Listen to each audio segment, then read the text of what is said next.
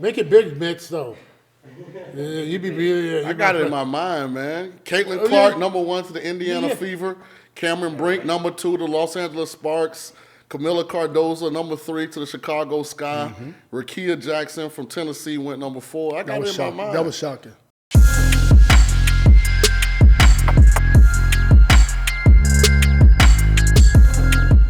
Life After Sports 23.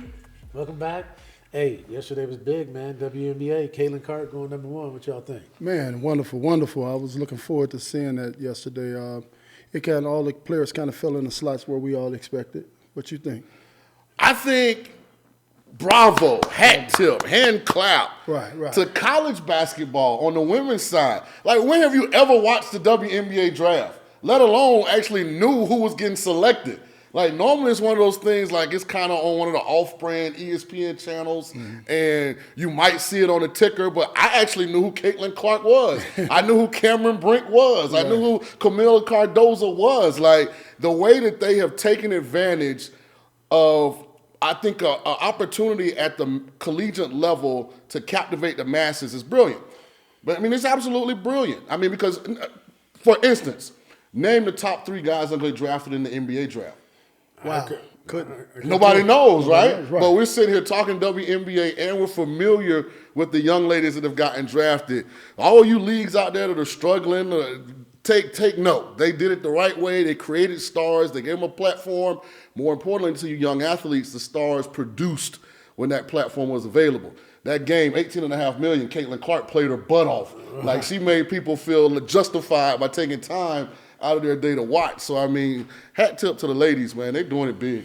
No, hey, man, I think, it's about time, right? It's 2024. Right. Once again, the ladies, you can't make up for lost time, but, you can start, it's a good starting point, I think. I think it was good for all those, young ladies and young women out there that are idolizing these girls, you know what I mean? And, for them to see them come out, hey, man, they were sharp too, man. You see them, they was coming out styling, man. They was dressed to the nine. hey, you know what I mean? Because you see, the NFL, the NBA, you see the guys, coming out with with their gear on, you know what I mean? But, my hats go off to the women. Last night, they showed out. They represented, absolutely. I mean, like, social media, Instagram, Facebook, all TikTok, all of that has created this movement where these women are being seen everywhere across the board, or across the United States, across the world, and people are getting to know their names. I mean, their numbers during the tournament was through the roof. I mean, actually, the numbers was better than the men, which was a shock. But once you realize that how the women use their platform, that's the reason that their numbers went through the roof. And now the television, people are going to understand they're going to have to give bigger contract to the women and give them more opportunity to be seen on the big stages, not the small ESPN2s and the ESPN3s and the Plus. Put them right in the front and tell ABC and CBS, come aboard and grab them, because it's a great product out there called women's basketball, and we need to take advantage of it right here in the United States instead of our women getting shipped overseas playing for Switzerland and all those different teams, and none of our women would get caught up like Brittany did when she was coming back, going over there, because they'll be right here at home getting paid the right way, not working for a little bit of money. Give them the opportunity to make a great living, because these women can really play basketball. And you think salaries in every league are fueled by what? Television contracts. That's right. And the fact that they now can say that collegiate women's Final Four game did 18.5 million views. Ooh. Listen, if you look at the WNBA schedule, Caitlin Clark, Indiana, early season, ESPN game. They got a mid-season ABC game. Hey, take it right here in Las Vegas. Right. She's playing at T-Mobile. Right. I mean? They're already making adjustments. So for those that don't know, the Aces, two-time defending WNBA champ, they normally play in the arena in the Miller Arena in what's that, Mandalay Bay. Yes, this game is being moved to T-Mobile because of the demand for crowd participation. So, I mean, that's a big deal. The women are moving up, man. We got to recognize the United States. Hey, men out there that run these big corporations and the TV companies, give these women an opportunity. I can guarantee you they'll run your ratings through the roof. You know what's interesting that you said that? We sit here and so many times we've talked about the negative aspects of NIL at the college level. Well, this is the flip side of that.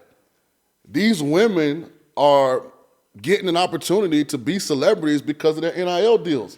When you look at Caitlin Clark, when you look at Angel Reese, and these girls all got 6 figures, some of them 7-figure NIL deals. And when companies get behind an athlete like that, guess what they do? They promote them on other mediums. We see a National State Farm commercial. Caitlin Clark, Angel has the national makeup deal going. Right. So this is probably the other side of NIL at the college level. It gives the Olympic sports athletes who may not be on the biggest platform from a team like standpoint as far as how it's given to the public to create stars. Yeah, I think the NIL for sure. You look at the big topic today was Ice Cube's contract to Caitlin Clark. You know what I mean? And the big three, what they offer, $5 million to play 1 year? $5 million to play 1 year, but I think. In hindsight, she says, it's much bigger than that to her. And she's going to get that money anyway. She's not going to get it from the WNBA, but she's going to get it from her endorsement deals from what she did in college, right? And who she has become, what she deserves, And this has been a long time coming because, the likeness and the makes of athletes have been making a lot of people rich except the athlete, that doesn't make it to the NFL or the NBA or Major League Baseball. Hockey. Hockey, So, like I said, man, this new era of podcasts, NIL deals, social media, there's a whole new revenue of income. That's right. What an opportunity for the WNBA. No, what an opportunity for NIL. Yeah. Think about this, James. They're never going to usurp the NBA. But all the NBA's most noticeable and biggest stars are now on the back end of their career. You look at LeBron, he's getting older. Kevin Durant, he's getting older. Jokic is European. So that next group, they're talented now. Shai Gilgeous-Alexander and Devin Booker. They're talented, but they haven't just completely taken over the market. The WNBA has a chance if Caitlin Clark is as good as advertised and some of these girls. They're beautiful, they're talented. The spotlight's on the WNBA. They might get a part of that market that maybe people are undecided. You know what you're missing on, though? The women that's really, really great in the WNBA are Americans. But the NBA basketball players that's really good right now, they're Europeans. Joker. Men of America, young basketball players of America, you guys got to catch up. Because the women have surpassed you. Our American women have surpassed you guys. And you need to start catching up. Wemby. Hey, all those guys are European. And if you look at, to your point, James, if you look at the prognostications for the 2024 NBA Draft, in most of them, 3 of the top 5 selections are from France and other places in Europe. Yeah, you're right. But that's also, you got to tip your hat to the NBA because they've done a tremendous job of marketing. You know what I mean? Hey, you know what? Them guys been making a lot of money for a long time, and they say, hey, we need this to be global. You know what I mean? So you got to tip your hat to the NBA also because they, when everyone was looking inside the box, they were thinking outside the box. Good point. So they've been, France, like you said.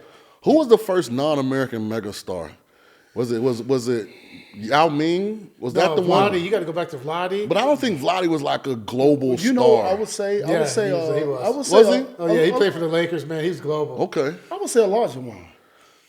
But see, I don't know. I don't know if companies that figured out they could monetize athletic celebrity at that point. Well, to the level they do now. They couldn't at that particular time. They didn't really understand the European athlete at that particular time. Everything was based on North Carolina, Duke, Kentucky basketball, blue blood basketball. So that's what they was basically saying. We're going to surround ourselves around our basketball players from the blue blood teams. You understand? But now, hey, basketball have went global, and look at it now. And no disrespect to Arvydas Sabonis. And Petrovic, even though he was had a short career, and Tony Kukoc and those guys. But I would think it would be either Yao Ming or Dirk Nowitzki, right? That would be the biggest? Like the first one that was a household name in parts of America where maybe NBA isn't like at the forefront. I'm just saying, hey, you got to go to Africa, man. You got to go to the motherland first, dog. So let me. That's why I said this is interesting. Elijah one, we just said he just looked it up. He was the first MVP as well. He was the first one that everybody knew. American MVP. And he's still. And maybe it's my age. I feel like Olajuwon didn't really get his just due until after he stopped playing. Well, if you think about And it, people look back on it. a lot of people didn't get their just due because you didn't have the social media, Right. and you didn't have the podcast, and you didn't have the different networks to put it out there. You know, you had to be, even though Olajuwon, I mean, you couldn't stop him. You couldn't stop. Even though you couldn't stop him, they had to, that Wheaties box, man. You're gonna be American to get on that Wheaties box. We hadn't figured out how to communicate with the world of basketball until after Olajuwon. See, that's why you keep thinking Olajuwon only got his just due late, because we hadn't caught up as America. True. That's what the problem was. It wasn't Hey, that but he yeah, wasn't the become- biggest star. Most people don't even count what they won back-to-back when Jordan was out. Oh man. Most people don't even remember those championships I because they were do. so focused on the fact that Jordan was gone. Hey, we was all sick. Everybody's still in the I hospital. mean, I remember it simply because I'm still trying to figure out at what point did Pat Riley not feel like he needed to take John Starks out of the game. I mean, Starks literally went, I think, 0 for like 1,024 shooting the ball in that deciding game versus the Rockets. Hey man, that drink shake, man, you can't stop that. Can't stop it. You can't stop it, I man. don't give a care what you do. Matumbo, like Obviously, a lot of people think that he might have made more money post-career teaching other people post moves than he did while he was playing. he got taken care of. Oh, he got took care of now. He got broken. I heard them classes expensive. Man. Yeah, man. But you know what though, and it's a testament to the guys that are going over there. So many young guys, have the egos that they don't think they need to, evolve their game. You know what I mean? But from the Greek Freak to Kobe. I think Kobe started it. LeBron, Kobe. Yeah. I mean, all of them are. If you want to go be a big man, why not go to the best big man that possibly ever played? Jason Tatum, figure out what his feet somebody do. paging Jason Tatum. If you're watching this, that's Hey, the only thing. hey, that's St. Louis. Watch out now. Watch out, Only that's thing St. missing Louis. from Jason Tatum game Is a ring. is his ability to get on the block late in games against undersized guards and work from the block. And that's what keeps Brown ahead of him. Mm-hmm. That's what keeps Brown ahead of him. That's what keeps him ahead of him. Now Tatum's probably better, but I think I think it's why this Celtics group hadn't won a championship I'm not saying yet. that Tatum's not better, but late in the games, you can take Brown and put him on that post and get it done against a small guard. Mm-hmm. Jason isn't comfortable on that block like that. Yeah, he rely on that broke three too much. It ain't broke, baby. When it's hot, it's hot. Well, it would be Hey, man, cold he from way the too Lou. much. Hey, but you know what though? It's hot enough to have them have the best record. You better believe it. You know what I mean? But like I said, to anything we talked about this during football season. Defense wins champions, man. You're right. Championships, right? Mm-hmm. So Holiday is look at the Bucks now. Wow. Look at the Bucks. Ain't that something? And you take Holiday. You know what I mean? I was watching something today. They said who should be that 12th man on the USA team? Holiday. Yeah. Because he's probably one of the most unselfish basketball players, and he thrives. But the whole family thrives on playing defense. And he he, has two brothers. and he's a difference maker. But doesn't defense Right. start on the bench? Like, isn't that the coach? Like, But you would think, man. Emeka was a huge defense play hard guy. I mean, Buddy on the bench, he just want to get up and down and shoot basketball. He more like Rudy. He more like them old Phoenix Suns. Let's get it. Right? Yeah, when they had Sean Marion, Steve Nash, and Stoudemire. So I raised pit bulls at one point, and to me, Jordan, Kobe, LeBron are like.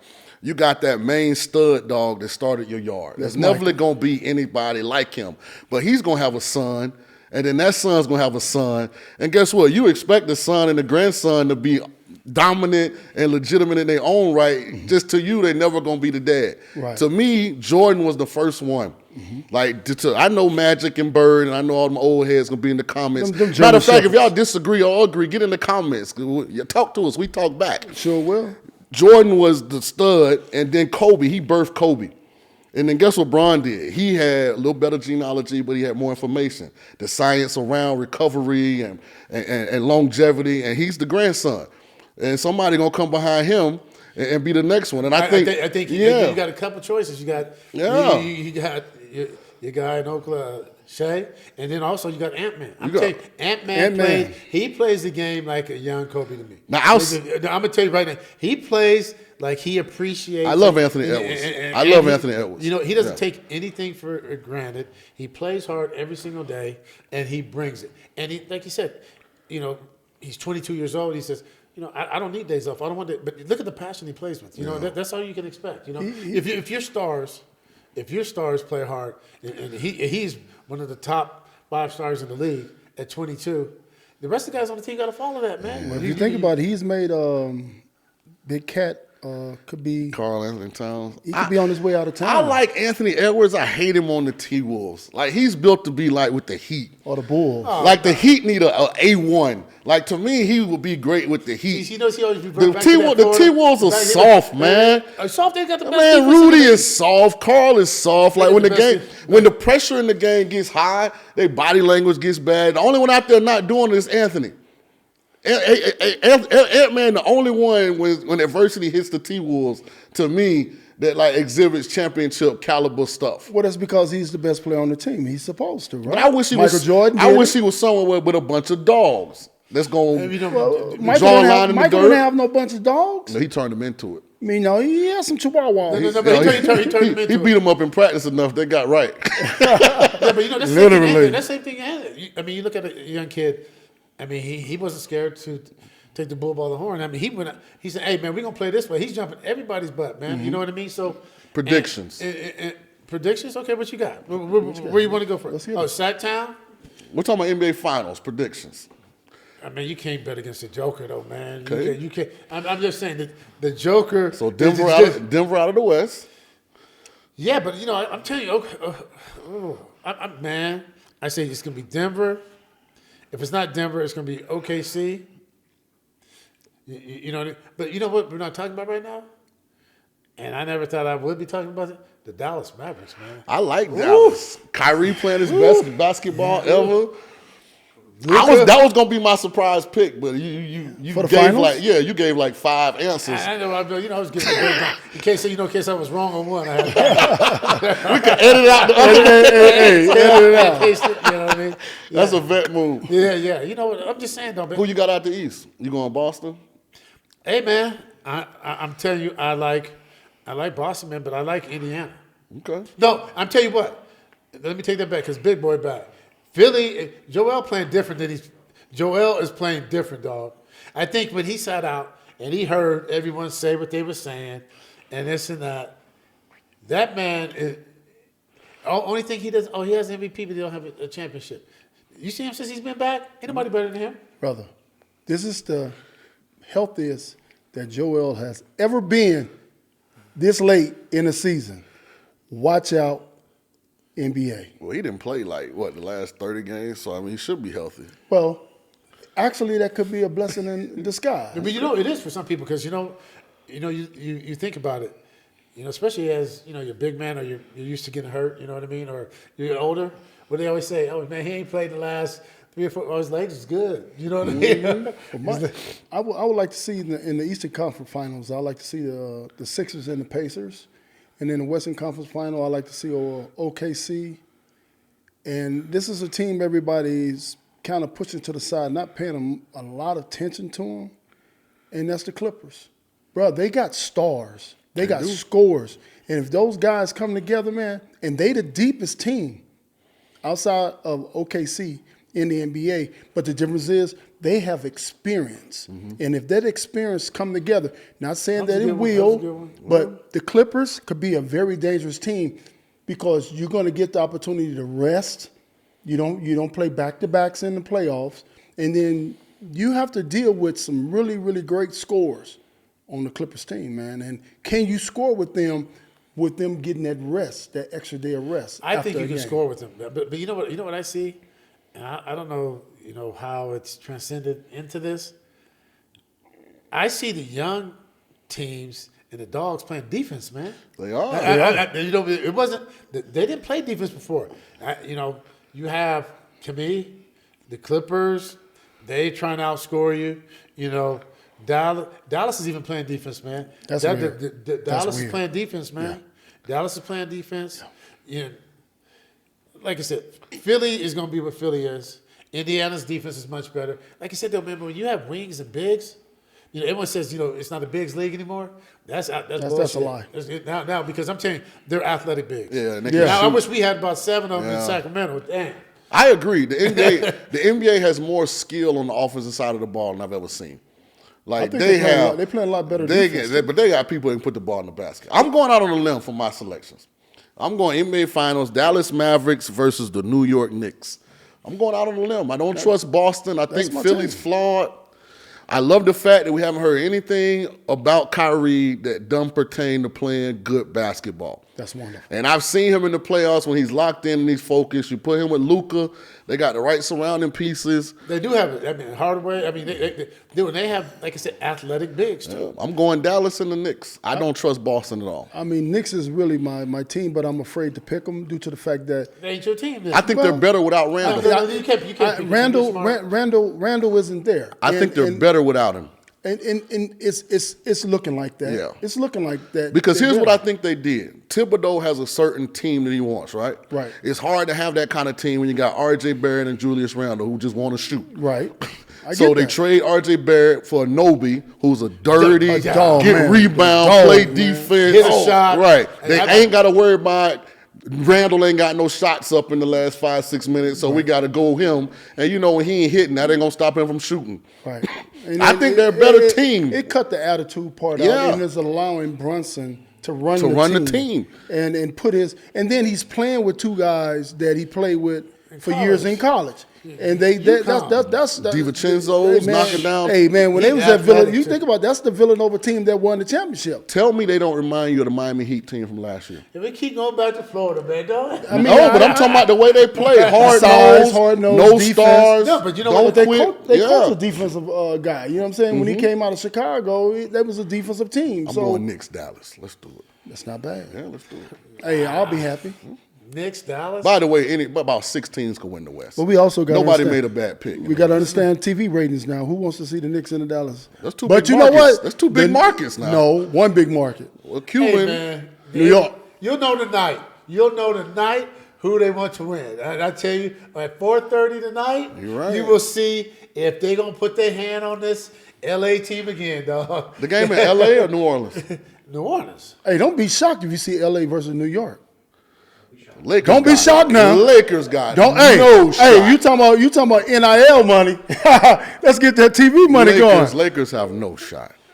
No shot? None. Man, you got LeBron James. The only reason I don't trust your Clippers pick is because somebody got to guarantee me that Kawhi, Paul George, and those guys can get through the whole playoffs healthy. Well, I think they can. I mean, this is the healthiest. They was rolling last year, and all of a sudden Kawhi get hurt. I mean, that's a freak injury. Once again, was you know, really freak. you know, hurt and injured, like you said, playing football. It's injured is injured. Some guys is unlucky.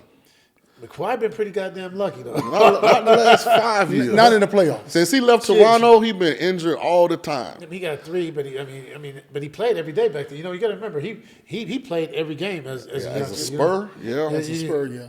You know, and Toronto, he played all the time until he got hurt. You know what I mean?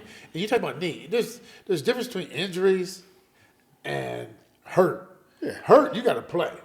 Injury, you can't play. You know, that's what they say. Guy gets hurt. Damn, he broke his hand. His hand's broken. I mean, that's injured. You know, that's not. I mean, Depends on what position you play.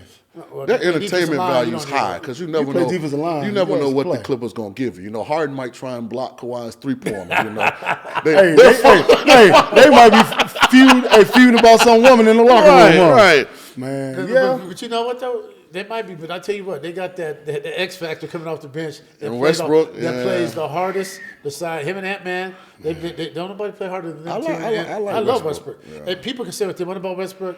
He gets played to. You get paid to leave it on the field, court, whatever it is, right? Diamond, whatever. Yeah, diamond. That's the only thing you have control over. That you can all your shots can't go in. Nobody that actually knows the game of basketball has a negative opinion of Westbrook.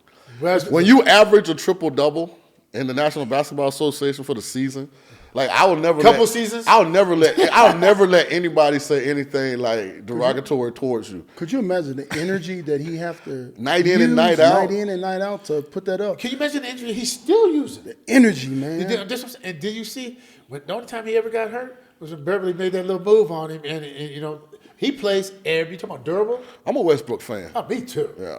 Me too. Because once again, he's going to lead, and right. he ain't scared. And this is the reason I He's a think dog. this is the reason I think the Lakers won't throw the game tonight, because LeBron, he plays the game to win. Absolutely. And I cannot see someone as great as LeBron going with the bull crap of let's duck the biggest dog on the block. When you want to become something great, you go get the biggest dog and you hit him in his mouth. Well, they're going to take it from him. Zion, are you watching this? Zion, you are from Duke. All we do is produce ballers. Listen up, Denver. Here come the Lakers. Man, Zion, introduce yourself to America tonight, please. Sacktown. Come on, baby. But I'm telling you right now, man, they're going to snatch it from, because they got dogs, man. They from the New Orleans, dog. You know what I mean? Who they ready.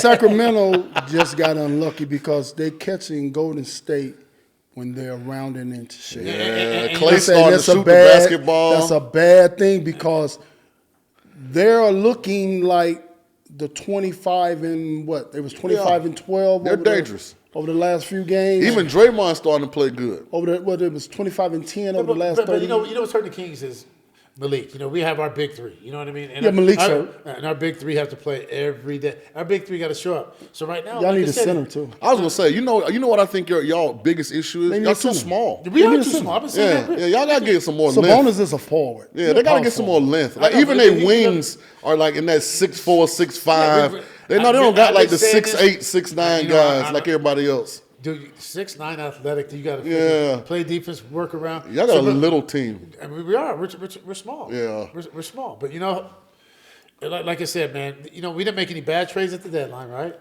So we're gonna have cap space, and we're gonna have, we should be able to do some things for next year. It's just another notch gaining experience. And maybe because he went to North Carolina, but Harrison Barnes might be the most overrated starter in the National Basketball Association. He's definitely most overpaid. Hey, no, he's not. I will never forgive Harrison Barnes for allowing LeBron James to win that championship. Money. Don't do that. He won that championship not because Draymond got suspended, because Barnes was shooting like the basket was moving for 3 games straight. Okay, when he was with Golden State. Okay, so now we're going to take North Carolina. Let's take Duke and all those national championships. How many great players they have? Oh, we loaded in the NBA right now. Grant Hill? No, that's the old Duke. Duke and Kentucky right now have the. Did we say Kentucky? No, but I'm just saying. Because they got the same color uniform. I was saying that because that's the only team even close as far as like current young talent is Duke and Kentucky. We got a bunch of guys now. I don't know, no. Kyrie, Tatum, okay. Zion. Come on, we got a bunch of guys right now. Okay, well. Come on now. Yeah. RJ Barrett. What's the name? We just talking about RJ Barrett. Oh, he like to shoot too much. The guy that played with the Pelicans. Jalen Johnson, who played for the Hawks. Ingram went to Duke, didn't Brandon Ingram. Wow. We got a bunch. We got a bunch of guys. They loaded, bro. It's a young cat for the Hawks, Jalen Johnson. He one of the next ones too. No, but I'm just saying, man. North Carolina got some dogs, man. They've been doing it a long time. They old school. They Vince Carter. They back in the day. North Carolina chumps right now in the NBA. Who their best player? Vince Carter. Right. Like that was back in the day when North Carolina was good. Hey, Villanova got some heat now. They do. Nova got some heat right now in the league. I get Nova some credit. But you know what else getting ready to come up is the NFL draft. Yes, man. It is. That's funny. It's 9 days away, man. Something that you guys butterflies in your stomach right now? I get them all the time. Hell no, I got nightmares. Hey, man. This is a great time of the year because you get the opportunity to see young men get the opportunity to live out their dream. You know what I mean? And be able to walk up there and meet the commission. I never got that opportunity, but I love seeing young men do it. Man, and what you think about the new draft class, the draft class that's coming out for the NFL this year? Top 3. I think this may be one of the deepest offensive groups that I've seen in a long time. The wide receiver position is the deepest I've seen in a decade. The offensive tackle group is outstanding. That's outstanding. I mean, they probably got about 6 to 8 guys that I wouldn't blink an eye if they went in the first round. That's and then, of course, you got the quarterbacks, the most high profile. I don't know if from a talent standpoint, at the end of the day, they're going to match up, but you think you got the Heisman winner from LSU, the year before Heisman winner from USC, the national champion quarterback, J.J. McCarthy. Right. I mean, so you got some big name guys in this draft. I mean. Let me ask you a question, though. You're talking about that, but, you're talking about the guys spinning the ball, right? Uh-huh. How come Penix is not? Penix. So, Mr. Glass. I recruited Michael Penix. Literally, Michael Penix, I was the quarterback coach at the University of South Florida. Mm-hmm. If you go back and look at Michael Penix's signing day, he had 2 hats on the table. University of South Florida, and Indiana. Kalen DeBoer, who's the head coach at Alabama, was his head coach at Washington. For context, was the offensive coordinator at Indiana. So that's how long I've known Michael Penix. Recruiting since a freshman. Michael Penix, the biggest issue, and it wouldn't be an issue for me, but you're talking NFL. They've shown they have a historical track record of not being able to evaluate the quarterback position accurately. He's 25, about to be 20. I think he's 24, about to be 25, or already 25.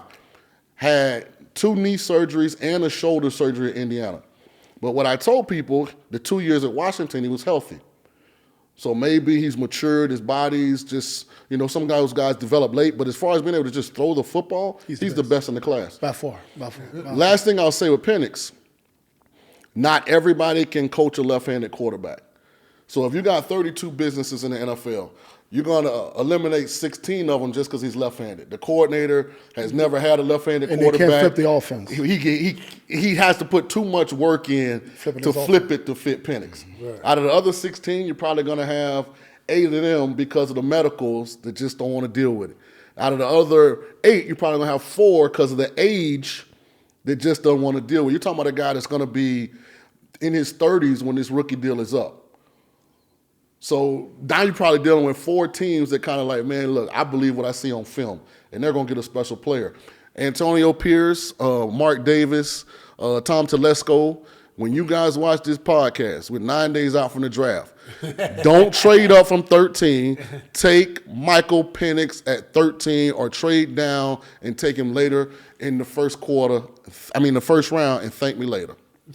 Because he's the best spinner of the ball. Absolutely. I mean, by far, him and Daniels are the best spinners of the ball. And he's a great kid. But he's a tremendous athlete. James, I went and watched this kid play basketball.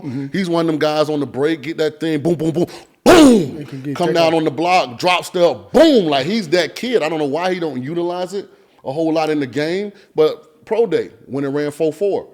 Like, he's that caliber of an athlete. He really is. You know how the NFL is, man. They so hung up on injuries and just certain players, though, certain people, because there's other people that get injured. And Brock Bowers. Yeah. Brock Bowers been banged up. He's still going to go in the first round. Yeah, but, I mean, you got to understand, the word has been out on Penix for some years, calling him Mr. Glass. They got all these names that they call him.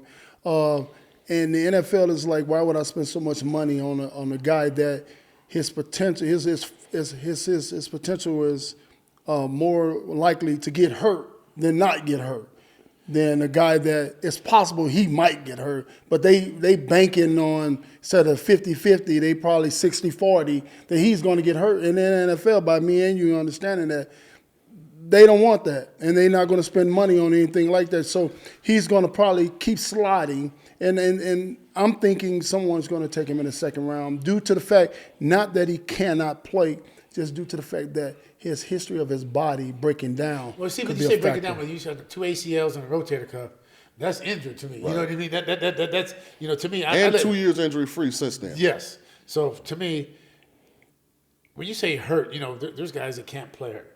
But when you have 2 ACLs, there's a lot of D linemen that's going to be in the first round. There's a lot of you can't say running backs no more. But you know what I mean? There's some wide receivers, tackles, some tackles, some linebackers.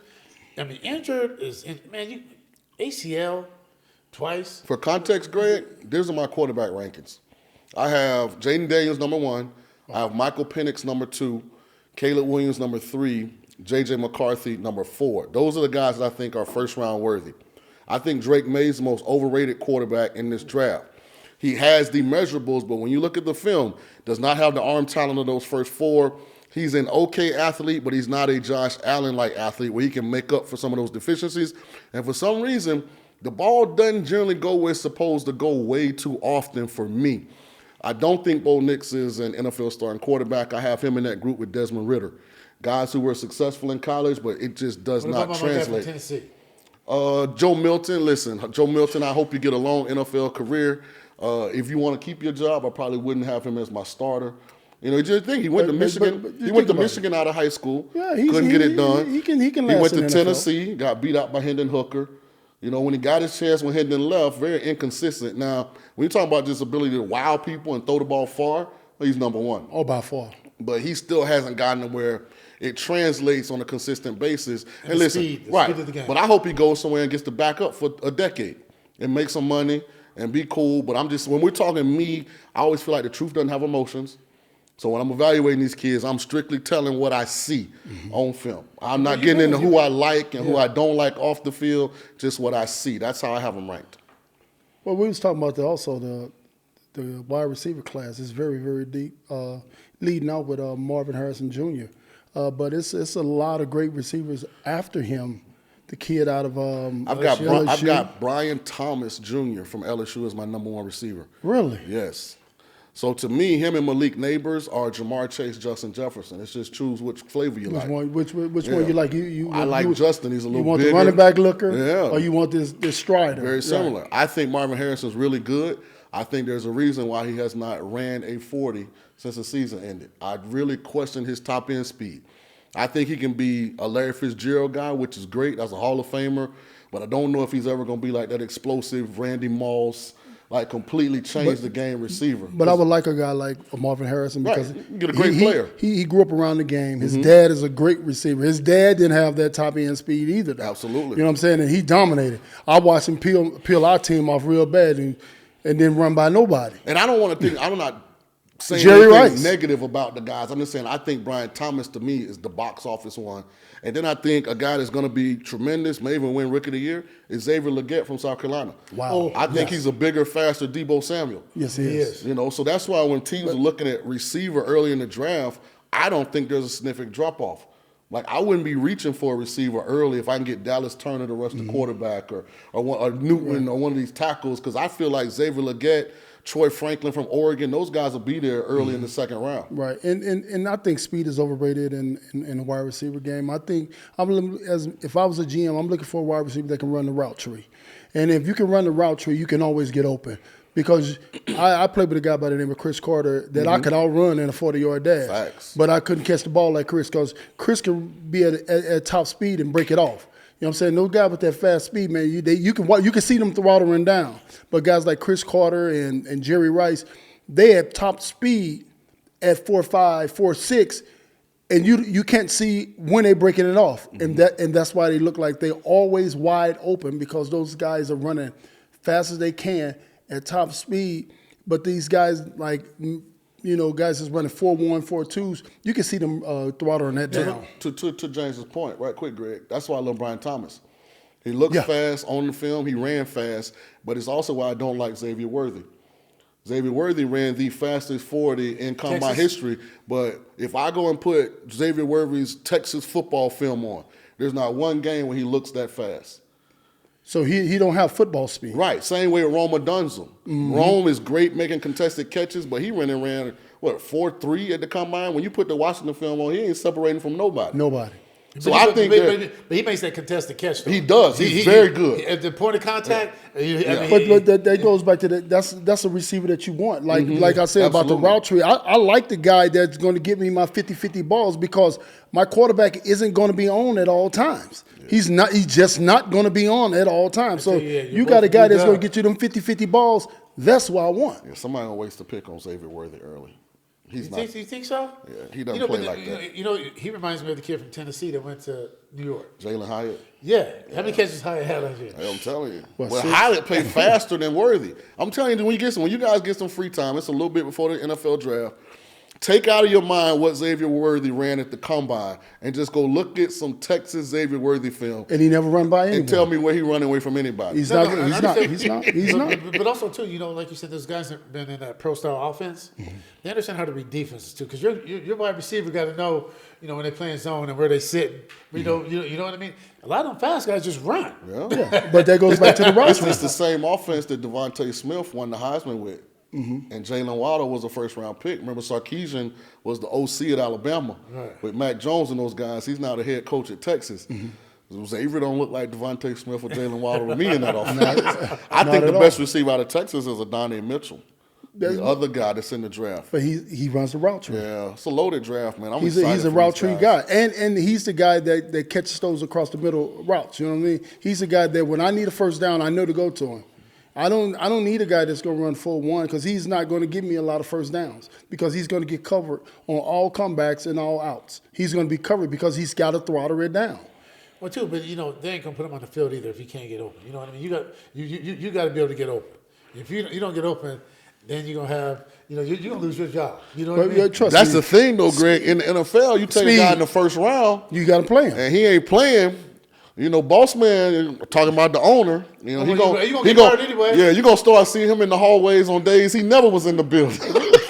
But you missed. But look how many people missed last year. You're right. Mm-hmm. They miss every year. Mm-hmm. They miss every single year. So that's what I'm saying. And I think the key is getting a football player instead of I would be willing to sign a deal if somebody would make me their GM with the owner. If I ever missed on a first round pick, fire me. To me, there is no excuse to miss on a first round pick if you go through the process the proper way, which is, to me, the first round is about getting an elite talent that also produced in college. It's not about we have a glaring need. There's really no supply to fill that need, but we're going to overdraft somebody because we got that need. But that happens every year. Right. They do it at quarterback. I'm just like, stop it. That's why I'm looking at Caleb Williams and everybody jumping. He wouldn't be my first pick. Oh, no, I got Jaden Daniels rated 1. I got Daniels, man, because I got Daniels, Penix too. he has this muscle memory with his repeated throw. Mm-hmm. You know what I'm saying? He has it. And when you got a guy that has that same muscle memory, that same repeated throw, he doesn't throw the ball to the wrong person a lot. Mm-hmm. He throw it to the right person a lot. But I understand what you're saying. If you look at the tape, though, his athletic ability in college, Mm-hmm. He was able to, make big plays. I think Daniels too. Because to me, your quarterback got to be tough, but you got to be able to lead. You know what I mean? So what are you saying? You want a quarterback that's always throwing off schedule? No. What I'm saying is, I agree with you, but I'm saying he's throwing off schedule, but he was running for his life a lot too. So Caleb Williams, he's talented, right? Oh yeah, he can do it. Oh, yeah. But I'm gonna tell you right now, I don't know how tough he is. That's Me my either. That's my concern. I said this. I got a problem with a cry. I was on the Fan in Chicago, and they asked me what I did not like about Caleb Williams. I say he's never faced real adversity.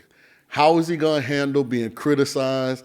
How is he going to handle teammates asking tough questions, the media asking tougher questions? Well, you already seen it. What did he do? Right? Like, he was in such a bubble and so insulated at USC. And what a lot of confirmed it to me, Greg McElroy was an analyst at ESPN. He had mentioned that he didn't think that Caleb would ever face adversity. And Caleb responded on social media, I have faced adversity. I didn't start initially as a freshman. I was like... Well, because Desiree Riddle was. Well, first of all, Spencer Rattler. But I was like, Rattler, yeah. If that's what your number one adversity that you face, you ain't faced none. Because Rattler is barely going to be in the draft. I was like, that further lets me know. Man. By the way, I hope Caleb Williams is great next year for the Bears. But I got to be honest, I don't know how he's going to handle. Because they're expecting to win. Oh, yeah, they put pieces around him. Yeah, like this isn't like Justin Fields and we're going to sit him behind Andy Dalton and let him develop. The Bears fan base is expecting to win immediately. I think so. The Bears. The Bears have done an outstanding job too. They have. Since, like I said, Justin Fields, you just happen to be. They learn from their mistakes. Yeah. With Justin, they made a lot of mistakes with Justin.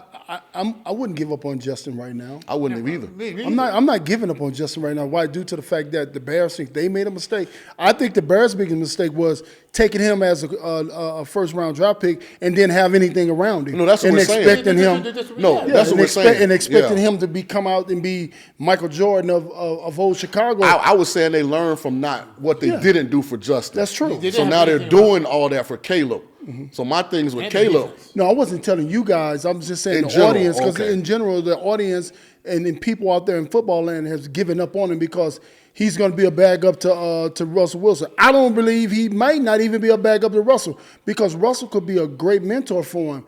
Give him something that he's been missing. It could be just confidence. Mm-hmm. You know what I mean? Now, Russell wants to play football, but sometimes talent overdoes. Absolutely. Plus, James, if we're being honest, the league that's the one position there's a lot of people in positions of power don't know what they're doing. Look at this free agency class. But like I said, Gardner Minshew and Sam Darnold were selected in free agency to be starting quarterbacks because they say they're good guys. over Justin Fields. They're great locker room. And Sam Howell. Because they look Come the part. on. They look the part. I don't know what people don't see with Sam Howell. Washington was probably the most dysfunctional team in football. They had an ownership change mid-season last year. A lame duck head coach, an OC that for some reason couldn't get a job for years, and players were talking about they didn't like. That was the worst. They're going through like a stadium situation, and the kids still They don't even know the name of their team. Right. Trying to are we the Commanders? Are we the football team? Or the Redskins? And all of that, yeah, he turned the ball over some because they were terrible, but he showed so much talent and ability. How about toughness? Yeah. I wouldn't get rid of him. He didn't complain. He should be starting somewhere. That's In a league where Gardner Minshew and Sam Darnold were brought in free agency to start. Over Gordon Minshew. Absolutely. What about that's what I said, Justin Fields? I mean, 6th-round pick. It's crazy. 6th-round pick. It's crazy.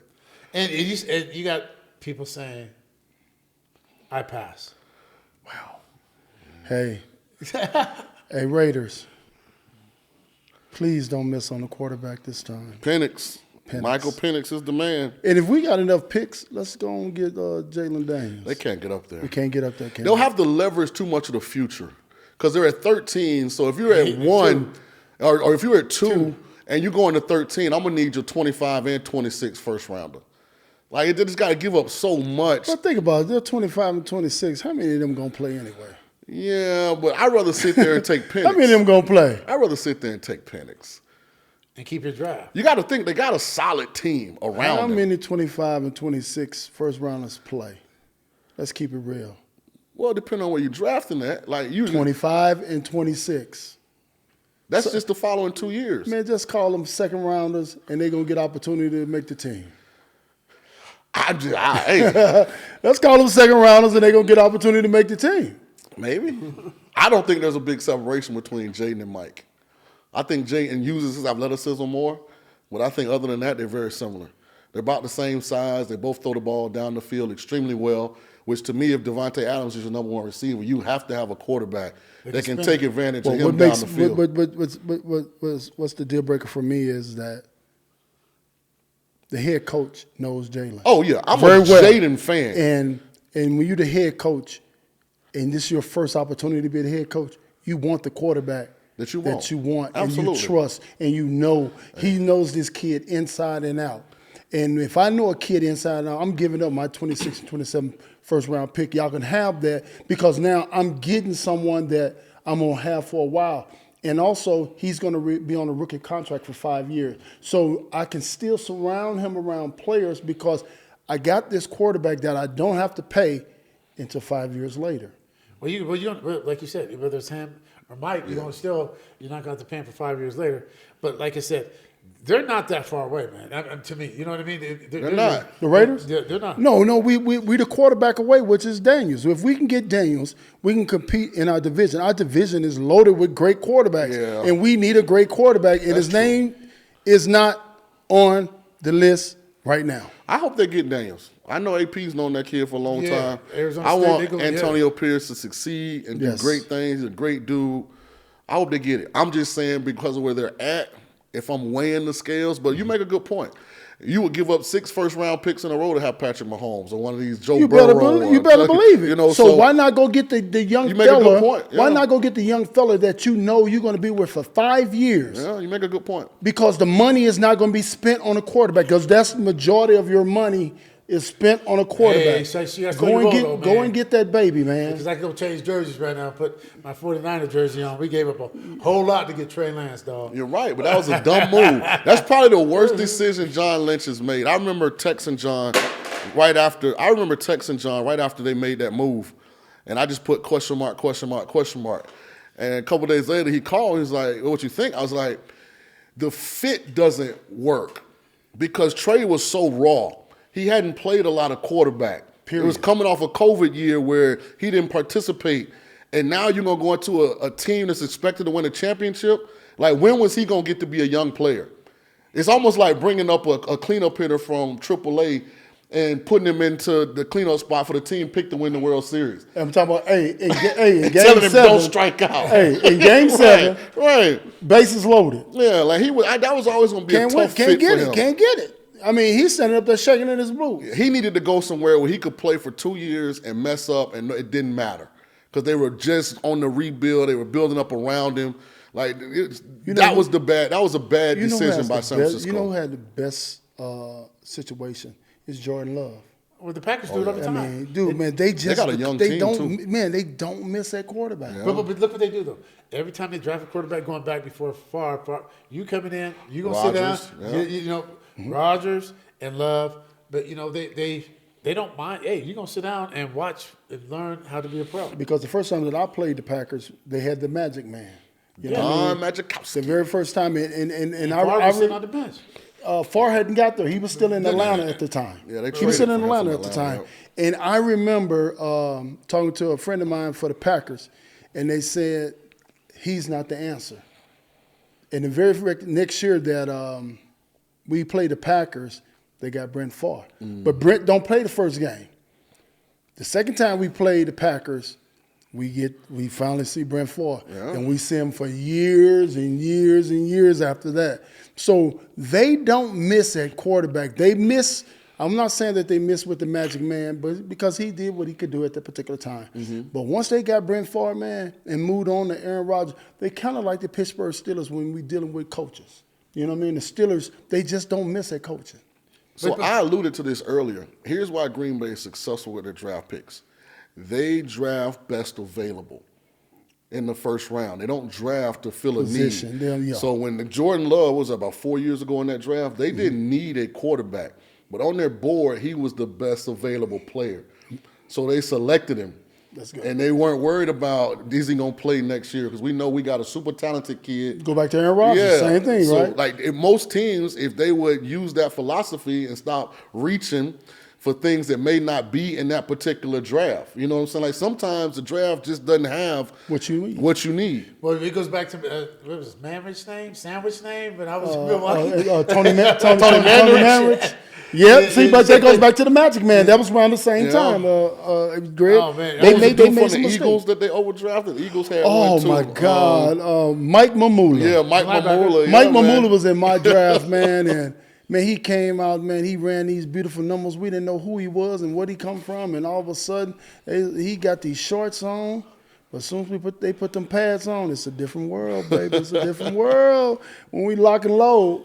A different world locked and loaded. But, hey, man, we have to take our hats off to the Green Bay Packers as far as recruiting and developing quarterbacks, as well as we do Pittsburgh Steelers when you can just take a coach and he will last so long that what the Pittsburgh Steelers have had this is his fifth. the fifth coach in how many decades? I think it's the fourth all time, but for most intents and purposes, only the third.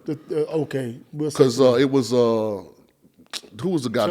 Chuck Noll. Then it went to Cowher, Bill Cowher, and Mike Tomlin. But they that's had one person before Chuck Noll, if I'm not mistaken.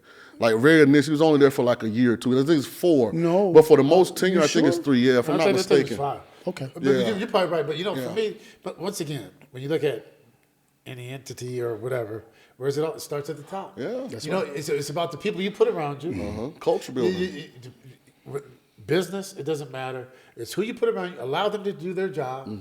It's not being the owner and being the GM and being the trainer and being the everything. CEO, you know what I mean? Jerry Jones. David Tepper, we're talking to you.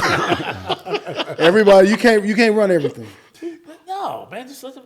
Hey, I was watching something today, man. I was surprised I heard Stephen Jones talk. From Dallas? Yeah, they didn't ask his daddy. Hey, they get nervous. CD hadn't shown up to the off-season workouts. They still haven't gotten Dak's contract situation settled. And your boy It's a little Michael Parsons he is hasn't showed up upset that leaks are coming out of the building, that they're tired of him. Paradise ain't lovely right now. I've heard some weird things about how you gonna trade your best player. Hey. You know what I mean? They don't like him. Wow. How you? That's your best player, man. That's retarded. That's retarded. You can't say that word. You can't say that? No. Okay. Well, that's weird. Yeah, it is. How you don't like the best player on your team? Okay, I just think that's dumb. I mean, the man, he plays his heart out. He does. They just got him in a bad position. So the undercurrent is that they're trying to say Quinn's defense didn't work as effectively as it could because Michael wanted to rush the quarterback instead of play more stand-up linebacker. So you know how them little things start leaking out of organizations.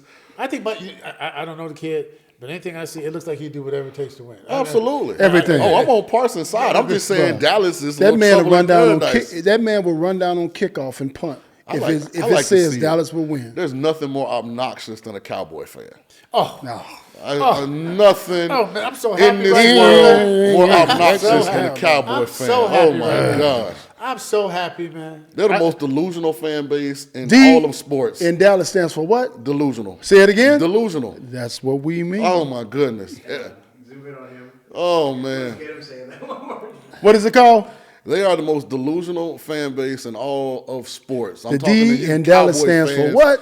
I can't stand y'all. Oh my God. Don't say that. No, you can say it. Preach. It's sickening. You're a 49er fan. It's sickening. Like we all have homeboys that are Dallas Cowboy fans, and every year it's the same story. Man, my wife a Cowboy fan, and I have to live with that. Oh, this our year. That's our year. Oh, First Dak. game of the year. She Dak. can't wait to come They downstairs. start naming all Dak in season Statistics. statistics. Oh, man, that's man. almost like a Yeah. Lakers championship in Oh, season. my And God. you know what's crazy about that? They don't know what they're going to get if Dak is gone. You know what I Ooh, mean? but they want to run him off. No, they Hey. love him. No, they want to run him off. They run him off. Because when they lose, it's Dak's fault. Anytime they lose, it's Dak's fault. Hey, the only thing they got to say is, remember what was going on before you got Dak. Hey, Remember that. I Leave him like alone. to see the Cowboys suffer. I like them to feel it a little bit. Because they show up in such large groups. Me too. You can't really be negative because they always got you outnumbered. This American team, man, God damn, I never seen nothing like it. I can't talk, man. I'm a Raider fan, I'm man. liable to go out and watch the Kings game tonight and see a Cowboys shirt on. Cowboys.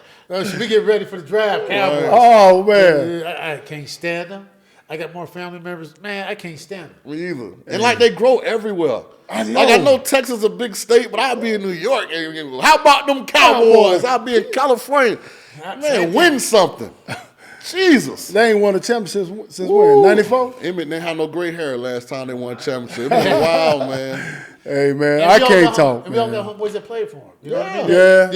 You know, and the good dudes, man, but it's the fans. Oh, It's the fans. Oh, man, I can't stand them. Can't stand them. I'm mad at Dallas because they got rid of Tom Landry.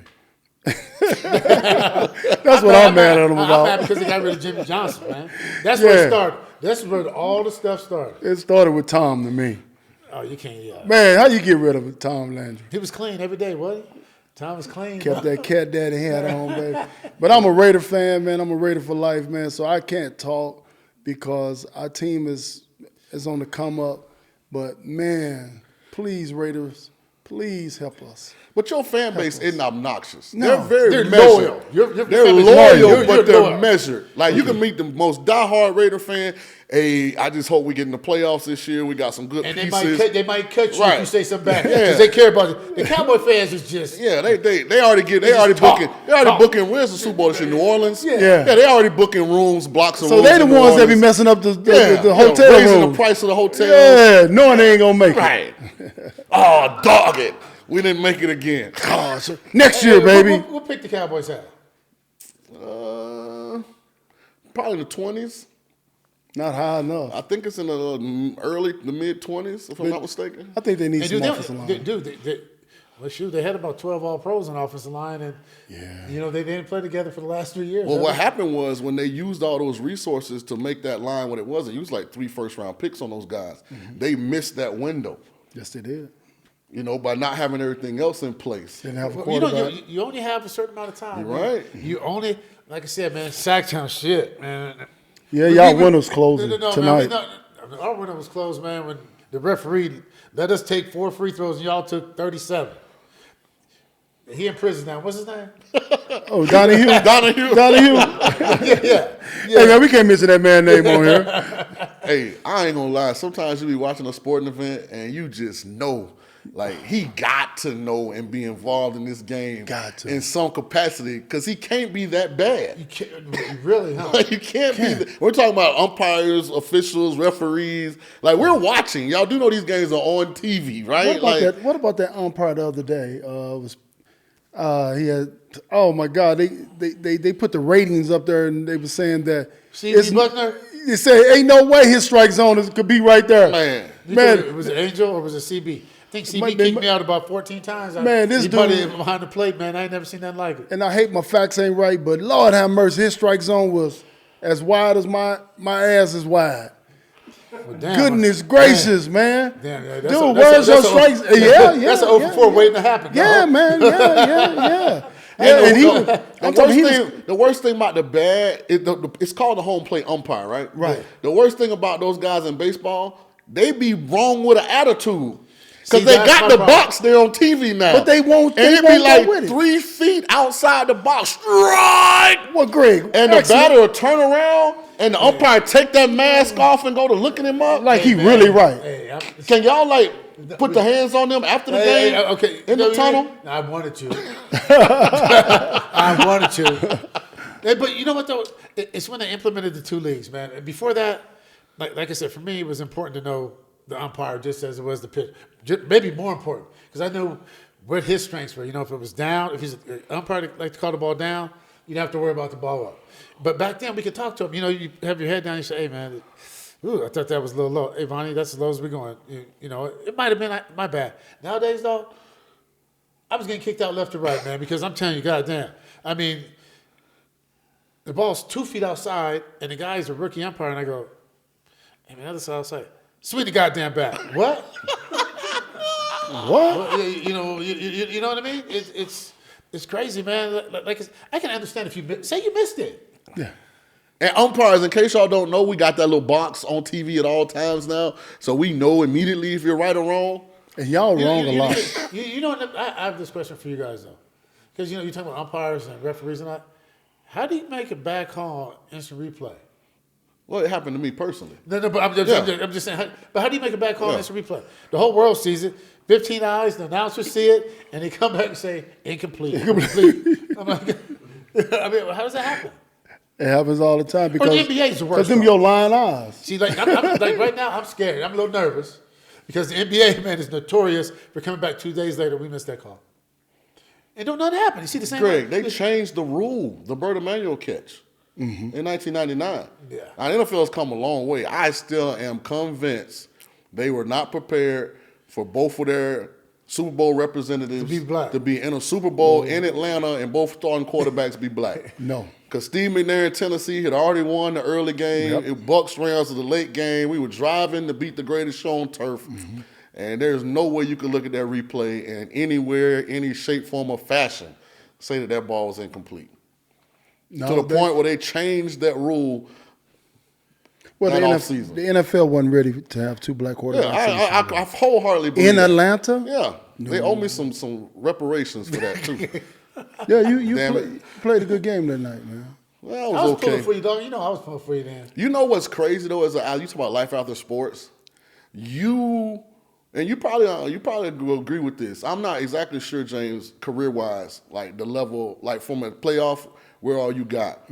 But this is an NFC Championship game. I know you made it one World Series. Only to the playoffs. When you're a young player, you think that's going to be the fuel to get back. When you get an older player, you be looking back on the missed opportunities. Man, listen, it's hard to win a championship in professional sports. It is hard. Like when I walked off that field against the Rams, you couldn't have told me that the next time the Bucks made it to that game, I wouldn't be the starting quarterback. No way in heck. Well, you could have told me in '98 that everybody on that team be gone. You know what I mean? I got traded. I mean, everyone was gone. Free agents trade, and as a player, all you do is want one more chance to run it back. It's the same group of guys. Let's run it back. And you run through your mind. You're like, man, was I as focused as I could have been? Like, I'm worried about family and flights and tickets. Listen, to you young athletes, man, when you get them platforms and them stages, does nothing else matter but who wins. Just the first opportunity. Put all that stuff to the side, man. You know, Robin Young told me that, man. Harvey Wallbanger, when they went, and you get there, and he played, 22, 23, 24 years? He said, man, that's the only time I ever went to the playoffs. In the World Series, you know what I mean? Mm-hmm. And that's 23, 24 years, and those teams were good. You know me, I'm young, 21, 22. Shit, we going every year, man. They say it get harder and harder. And when you look at the guys that weren't on the Super Bowl team, and you like, damn, I had a chance to get Hardy Nickerson and Donnie Abraham and Tyka Jackson. Get 'em a and ring. Get them a ring. At least And opportunity. Paul for Gruber and Tony Mayberry, you know what I mean? Like, even Warren Dunn. And you be like, damn. Mayberry and Goober. I played against them. I understand they pain, man. I never got the opportunity to play in any championships in the NFL. I got the opportunity to play in some playoff games. And to get the opportunity just to play in a playoff game, the intensity, and when they say it turns up, every level, it's levels to this thing. From the first round to the second round.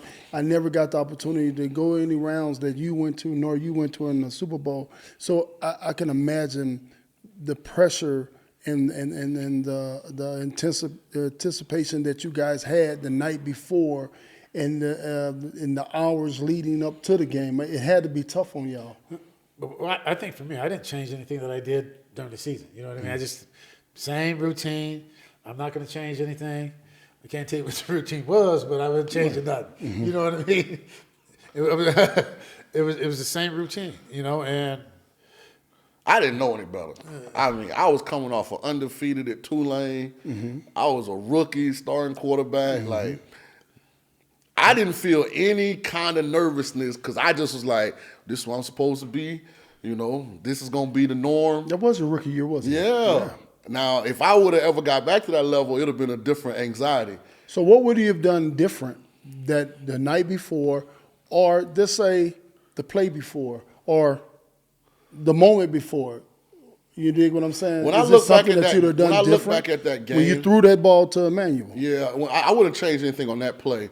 But when I look at that game, when you're a rookie quarterback, your dialogue on the sideline isn't the same as when you're a veteran quarterback. Right, yeah. You could. And I thought I saw some things in the game where we could have been more aggressive. But you couldn't speak up. But I didn't feel like I had the experience in that kind of game to suggest things to the offensive coordinator or to say, I think we can attack this. So you kind of fell back. Yeah, and just, I thought we were a lot too conservative, that game.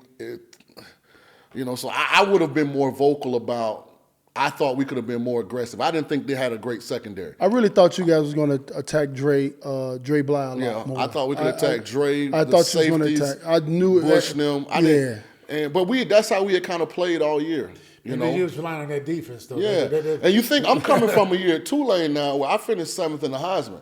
Well, I threw for 3,600. We're talking about 1998 now, not these new overblown stats. I threw for 3,700 yards, 36 touchdowns, and what did I throw? 6 interceptions. Ran for 11. So, I mean, I'm coming off a year where we, on offense, were explosive. We threw the ball around. Then you go and listen, you get to start in the NFL, you just, hey, it's a hell of an opportunity as a rookie. But Tampa's the complete opposite. I mean, we in 2 tight ends. We in, fullback, tailback. We running the ball. We trying to grind it out, play defense. Like, that wasn't like the style of football that I thought was most conducive, to at least what I wanted to do to help us win. But sometimes, when you're a young player, you got to shut up and just, try and make the best of it. Yeah. Like I said, for us, man, it was like I said, you just wish you could run it back. You know what I mean? You have no control. That's why, like you said, you just got to take advantage of your opportunities when you get them. True. And instead of saying where you can't get it back, so leave everything you have out there because you never know when it's going to be your last game. Yeah.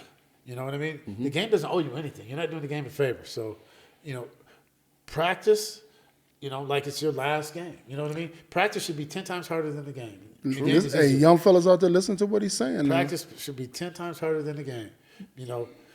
Because you're trying to get it right at practice, and then the game's easy. Yeah. You don't put the hay in the barn. Yes, Once you put the hay in the barn, you can go get the hay. But if you don't put it in the barn, you can't go get it. You know what I mean? But there's nothing like experience too. Like you said, being in those situations over and over, and slowing it down. Yeah. You know, slowing it down to be able to make adjustments and look at the big picture and see what you're trying to do. I was just going to say that because when I became a coach at South Florida, I always talk to the quarterbacks about measured communication. During a competition, you have to take your emotions out of the communication. Like, so that way, if I see my little youngster coming off the field and he in his feelings, I'm going to allow him to go to the bench, grab some water. You know, same thing when you have success. Measured communication. Okay, we were successful on that drive. Let's talk about why we were. What are they doing? How we want to tackle moving forward. Like, to me, like, I'm so much more mature, and my mental capacity to understand the game of football is so much greater than it was the time I got my shot. You know what I mean? Like, because I should have came to the sideline. Hey, Coach Shula, what are you seeing upstairs? This is what I'm seeing on the field. But when you're a young player, sometimes you're apprehensive to say anything, you know? Was that due to, I would say, you was unsure about yourself? No, it was never a me thing. Okay, it wasn't never a It me was a thing. style of, It it was a It's style of play thing, yeah. Okay. and keeping your job because Yeah. you're already molded to Right. rookie, shut up, grab the beer, don't say nothing, Right. sit down. You know, I mean, know what but by him being the starting quarterback of an NFL team, man, they had to have enough confidence in you. Well, Trent Dilfer got hurt. Well, I understand Right. that. And we went 6-1 down the stretch. Then we made a run in the playoffs. But you look So- at but you know, me being down there after that and watching him and you know shit, man, he could do it. But like the Tampa until he got there, man, they were known for defense. Yeah, we were running the ball, play defense. You know, if you don't turn the ball over, we're gonna win. You're gonna win. That's a hell of a Kinda way like as a the ball- quarterback to go out there. You know what they say? If Well, I don't that's throw how any Trent- picks today, we're gonna win. Well, how no damn How dummy. lucky is Trent? Hey, it seemed like Trent always end up on the team like that, don't it? Man, look, I tell you guys a funny story, man. This is how bad it was when I got to Tampa. I get drafted by the Bucks. This is opening day. Sitting in the locker. For some reason, like that Jerry Rice saying, like, look good, feel good, play good. Like, I had looked in the mirror and I thought I had done things for the NFL uniform that had never been done in life. Like, that's how good I was feeling about how my uniform was fitting. Everything was right. So I go sit in my locker. I'm not the starter at the time. Trent Dilfer's the starter. He comes for opening game. It's a home 98? game. It's 1999. 99. We're opening against the New York Football Giants. I'm sitting in there. I've got Martin Gramatica to one side of me, and he's Catholic, and he's got like this little card with like a priest on it, and he kissing this card and putting it all across his head. I'm like, I don't know what the hell going on over here, but I know you don't mess with the kicker. So I turn the other way, and Trent's walking back to his locker, and he just smiling, and he hopping along, and he sits down, he says, hey, kid, I got great news. I'm like, what's up, Trent? Tony just told me we're announcing the defense. He was so excited that the home fans could not boo him on opening day that it made his game. Because they were going to announce the defense. Because, you know, NFL, they don't announce both. They announce offense or defense. Is it whoever you send it This in? is my introduction to the National Football League. Our starting quarterback is elated that the offense is not getting announced because he was worried that the fans were going to boo him because of how the previous year ended. Yeah, man, that's what you got to look for. Shoot, on that note, this is We're going to end that. We don't know. on that note. Hey, we're going to break chains and build new dreams.